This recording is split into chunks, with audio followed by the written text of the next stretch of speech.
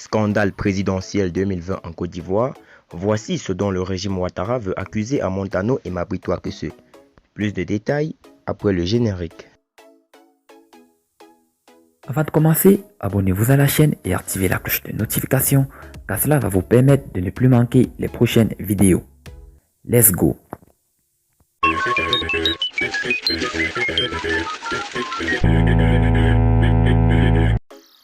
De lourdes accusations sont en préparation dans les laboratoires du parti au pouvoir contre les ministres Amontano et Mabry Touakese, ministre d'Enseignement supérieur et Recherche scientifique, suite à leur déviance vis-à-vis du président Alassane Ouattara lors du premier conseil politique du RHDP.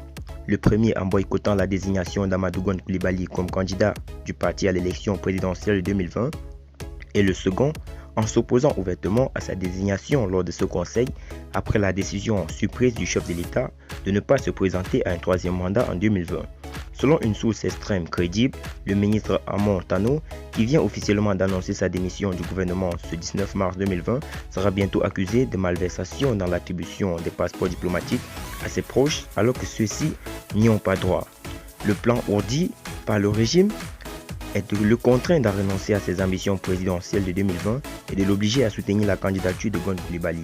Dans la même stratégie diabolique du régime, le ministre Mabry Touakese sera également bientôt accusé de mauvaise gestion du recensement général de la population et de l'habitat RGPH de 2014, durant lequel plusieurs milliards de francs CFA ont été détournés. En cerise sur le gâteau, il sera également accusé de tentative de déstabilisation du régime d'Alassane Ouattara en collaboration avec l'ancien chef de guerre du Libéria, Prince Johnson, par la préparation d'une insurrection meurtrière à partir de la ville de Damané, dans l'ouest frontalier avec le Libéria voisin. L'information barre déjà la une du quotidien pro-Ouattara, l'essor dans sa parution du jeudi 19 mars 2020. Nous y reviendrons.